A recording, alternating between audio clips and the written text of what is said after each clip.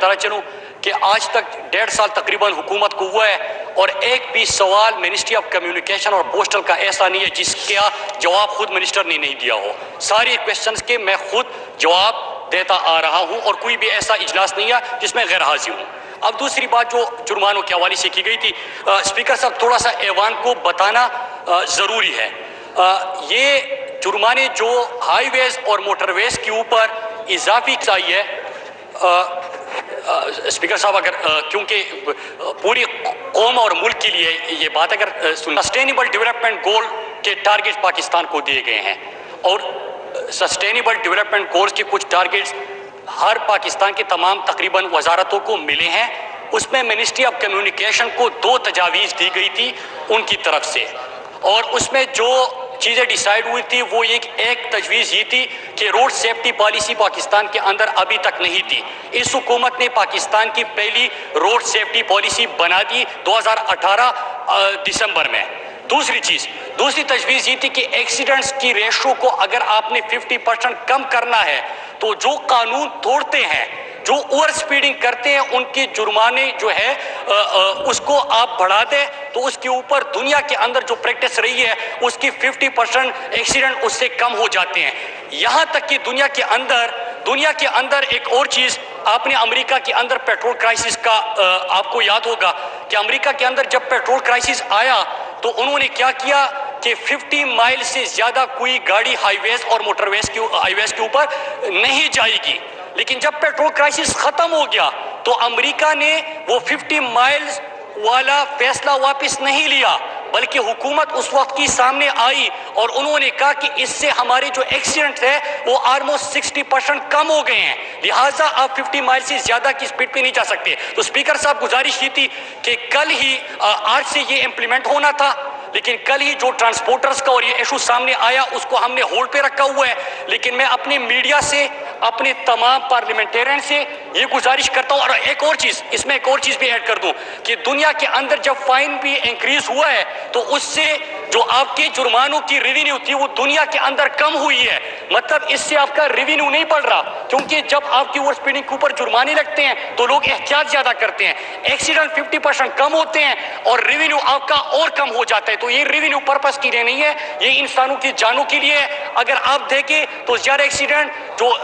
Loaded tricks ہوتے ہیں وہ اوور سپیڈنگ کرتے ہوئے کنٹرول سے باہر ہو جاتے ہیں تو ان کی جان کو بھی اور دوسری کی جان کو بھی خطرہ ہوتا ہے. تو لہٰذا اس کو دیکھتے ہوئے یہ فیصلہ ہوا تھا لیکن چونکہ کسی کو اچھی طریقے سے بریف نہیں کیا گیا تھا تو میں میڈیا سے بھی ریکویسٹ کرتا ہوں اور اپنے پارلیمنٹیرین سے بھی کہ اس پرپس کے لیے تھا لیکن جب کل شور اٹھا تو اس کو ابھی ہم امپلیمنٹ نہیں کر رہے. لیکن سب کو ساتھ لے کے انشاءاللہ اس کے اوپر کریں گے کہ ہمارے پاکستانی ہیں ان کی جانوں کا ہم نے تحفظ دینا ہے. روڈ سیفٹی پالیسی پاکستان کے اندر جو ہم نے یہ بنائی ہے وہ 2 پرپس کے لیے ہے، ایک سڑک کی تحفظ کے لیے اور دوسرا اپنے پاکستانیوں کی جانوں کی تحفظ کے لیے. آپ سب کا بہت شکریہ. خصوصی طیارہ PIA کا بھیج کے جو جیل میں مقید پاکستانی تھے ملیشیا کے اندر ان کی جیل سے رہائی بھی ہوئی اور وہ وطن اپنے پاکستان واپس آ گئے ہیں. 4631 یہ شازیہ مری صاحبہ نے پچھلے پارلیمنٹ میں سوال کیا تھا کہ کتنے پاکستانی موجودہ حکومت کے دور میں جیلوں سے رہا ہوئے ہیں. اس وقت تک تھے 4631 اور کل ملیشیا سے بھی بہت سارے ہمارے پاکستانی بھائی جو ہیں وہ آ گئے. رہی بات دوسرا جو شیر اکبر خان صاحب نے سجیشن دیا ہے بالکل اوورسیز منسٹری کو اس تک پہنچایا جائے گا اور دوہری شریعت والا جو ایشو ہے کیونکہ اگر آپ ملیشیا کے اندر نیشنلٹی لیتے ہیں جب آپ پاکستان آتے ہیں کہیں بھی ان کی شادیاں ہو چکی ہیں تو ان کو بڑے پرابلمز آ رہے ہیں، اس کے اوپر بھی انشاءاللہ کارروائی ہوگی. تیسری چیز اسپیکر صاحب جو ابھی سابقہ وفاقی وزیر نے جو پوائنٹ اٹھایا کشمیر کے حوالے سے وہ بڑا امپورٹنٹ ہے. اسپیکر صاحب انہوں نے کہا کہ آج تک آپ لوگوں نے کیا کیا ہے لیکن پوری تقریر جو گھومی وہ پرائم منسٹر عمران خان کی تقریر سے گھومی اور بار بار کہا کہ وہ تقریر آپ کہیں گے کہ اچھی تھی،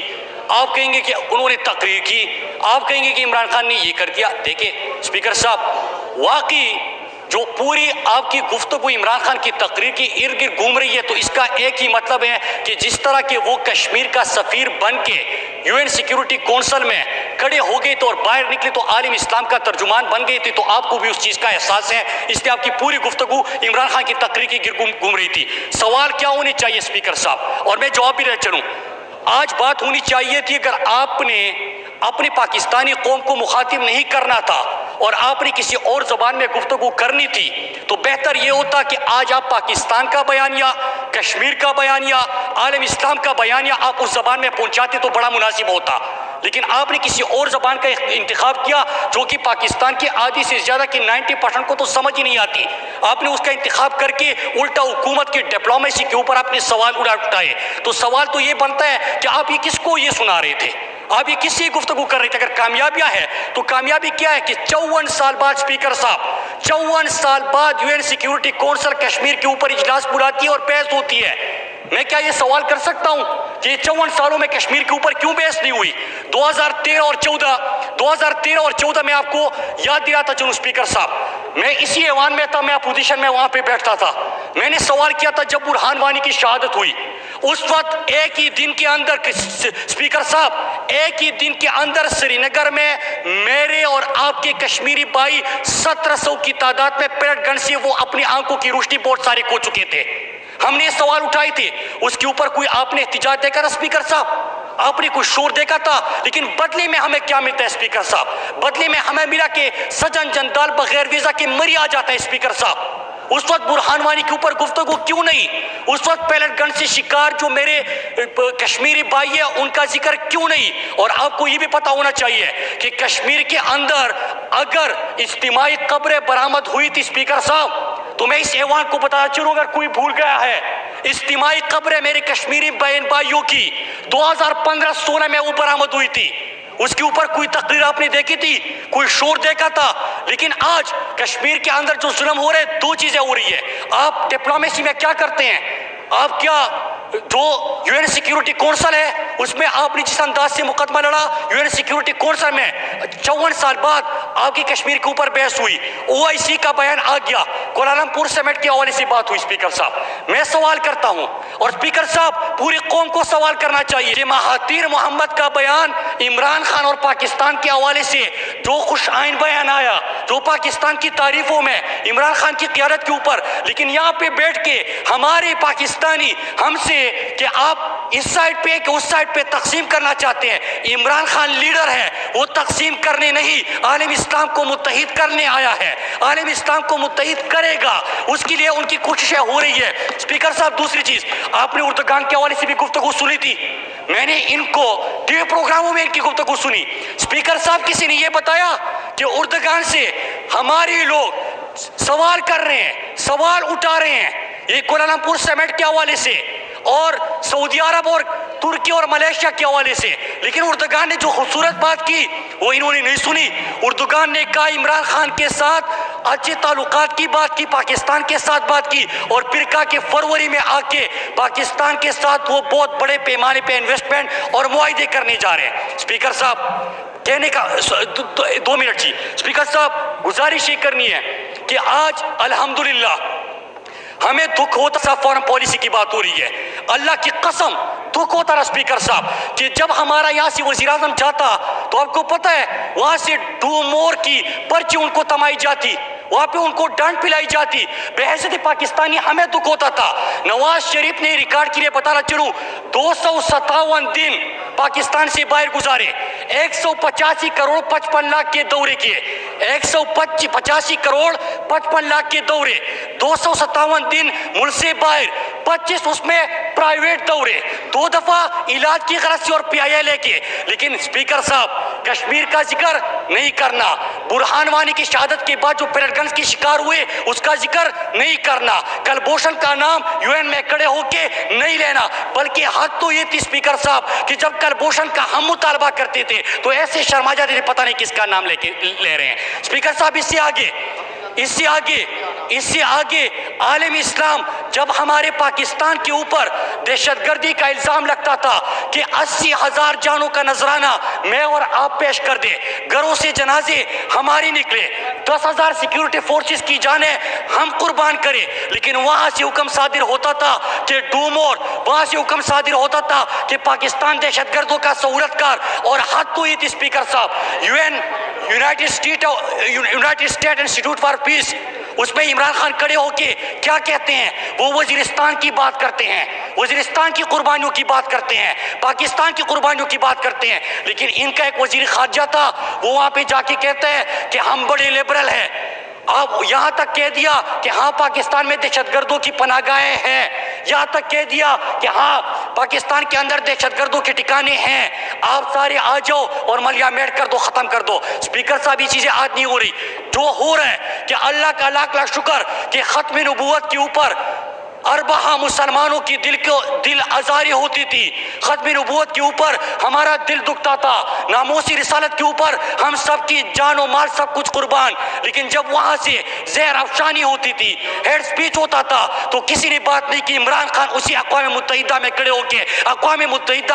کے ختم نبوت کا مقدمہ لڑتے ہیں، اس کے اوپر بات کرتے ہیں۔ اسپیکر صاحب کشمیر کا مقدمہ لڑا، آج آپ انڈیا کے اندر دیکھ رہے ہیں، میں نے اپنی کشمیر کے حوالے سے جب جوائنٹ سیشن تھا میں نے اس وقت کہا تھا، آپ کو تباہی نظر نہیں آ رہی تھی؟ انڈیا کے اندر دیکھیں، عمران خان نے پہلے کہا تھا کہ یہ جو نفرت ہے، یہ جو مسلمانوں سے نفرت ہے جو کشمیر میں کرنے جا رہے ہیں، یہ ریسسٹ مودی، یہ فاسسٹ مودی، یہ تقسیم کرے گا، مائنورٹیز کو نہیں مانے گا۔ آج آپ دیکھیں کہ انڈیا کی سڑکوں پہ انڈیا سے آزادی کے نعرے لگ رہے ہیں، اس کے اوپر کوئی بات نہیں ہوئی۔ آج انڈیا کی سڑکوں پہ اپنا حق مانگا جا رہا ہے، مسلمانوں کے خلاف نفرت، انڈیا تو خود تقسیم ہونے جا رہا ہے، انڈیا تو خود تباہی کی طرف جا رہا ہے، انڈیا کی معیشت تباہ ہو گئی۔ ہم نے 2019 میں معیشت کو سنبھال کے آگے لے کے آئے۔ تو اسپیکر صاحب حقیقت کی منافی گفتگو کر کے پہلے سوچئے، زبان کا استعمال کر کے بڑے طریقے سے کسی اور کو سنانا ہے، لیکن پاکستان کا بیانیہ نہیں،